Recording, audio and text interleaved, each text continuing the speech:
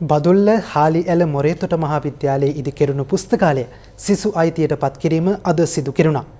ඒ ජනතාව වෙනුවෙන් ජනතාවත් සමග හැමදාමත් කටයුතු කරන ගම්මැද්දේ මූලිකත්වයෙන්. පහුගිය පෙබරවාරි 4 වෙනිදා හරියටම නිදහස් දවසේ ගම්මැද්ද අලුත් වැඩකට මුලපිරුවේ බදුල්ලේදී මොරේතොට මහාවිද්‍යාලයේ දරුවන්ට පුස්තකාලයක් හදන්න එදා මුල්කල තිබ්බේ මෙහෙමයි. හාලිඇල අධ්‍යාපන කොට්ටාස්තයට අයිති මේ ඉස්කෝලේ ළමුන් 122 දෙනෙක් ඉගෙන ගන්නවා. අඩුපාඩු රැසක් මැද ඒ සියල්ල විදදරාගෙන බොහොම අමාරුවෙන් ඉස්කෝලේ එන දරුවෝ. ජාති, ආගම්, කුල, මල, උස් පහත් ભેද සියල්ල පසෙකට දමලා අනාගතයේ ජයගෙන ලංකාව බහරගන්න ඉන්න ළමයි. ගුරුවරුන් අම්මල තාත්තලා වගේ අස්තීමිත කැපකිරීම් රැසක් කරමින් උගන්වනවා. ලොකුම අඩුපාඩුව වෙලා තිබුණේ පුස්තකාලයක් නැති එක. ගම්මැද්ද ඒ ප්‍රශ්නෙට විසඳුම් දෙන්න මූලික සැලසුම් හදද්දී පසන් දෙවුනි සමරු පදනම පූර්ණ අනුග්‍රහය දෙන්න ඉදිරිපත් වුණා. අද පුස්තකාලයේ සිසු අයිතියට පත් කෙරුණේ අමතක නොවන තිලිනයක් ඉතිහාසයට එක් කරමින්. මේ පුස්තකාලයේ තැන්පත් කෙරුණේ ගම්මැද්ද අලුත් බලාපොරොත්තුවක් වැඩසටහනට ඔබ ලබා දුන් අලුත් පොත්පත්.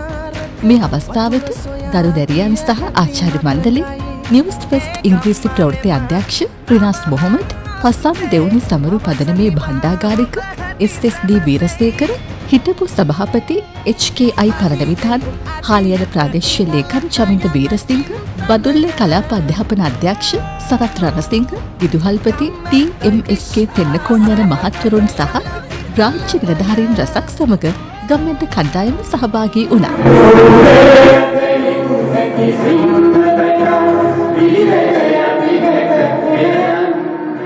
මේ පුස්තකාලයට මුල්ගල් තැබුවේ මේ අවුරුද්දේ නිදහස් සමරුව දිනයේ දවසේ. මේ නිදහස් සමරුව දිනයේ දවසේ මුල්ගල් තබපු මේ පුස්තකාලය මාස 8ක කාලයක් තුලදී හදලා ඉවර කරනවා. රට නගන ජනපෞර වැඩසටහනකට ස්තුතිවන්ත වෙනවා මේ වගේ සත්කාරයකට දායක වෙන්න සම්බන්ධව. පස්තන් දෙවුනි සමරු පදනමේ භාණ්ඩාගාරික හිටපු දේශීය ආදායම් නියෝජ්‍ය කොමසාරිස් SSD වීරසේකර මහතා මේ ව්‍යාපෘතියට දායකත්වය සැපීමේ අරමුණ පැහැදිලි කළා. අපේ තෝට ඉලක්කය වෙන්නේ අඩු ආදායම් ලබන ඉතාමත් හැකියාවන් තියෙන අපේ දූ දරුවන්ගේ අඩුපාඩු අපට පුළුවන් ආකාරයෙන් සකස් කරලා අපි මේ දරුවන් වෙනුවෙන් ලබා දෙන්න.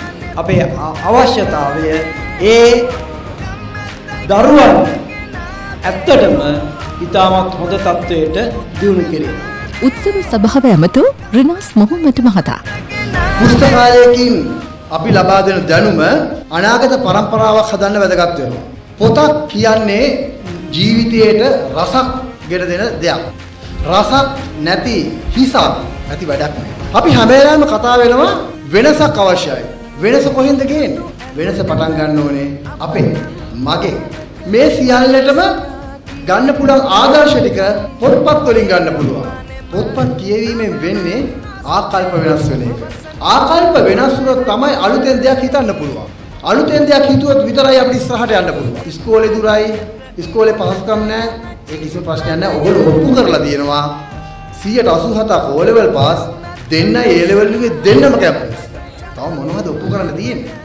ගම්මැද්දෙන් ලැබුණු දායාදයට විදුහල්පතිවරයා තුති පුද කළේ මෙලෙසින්. පුස්තකාලයක් නොමැති වටපිටාවක පොත් කබඩ් දෙකකට සීමා වුණු පුස්තකාලයට නව සෙවණක් අත්කර දීම තමයි මේ සිද්ධ වුණේ.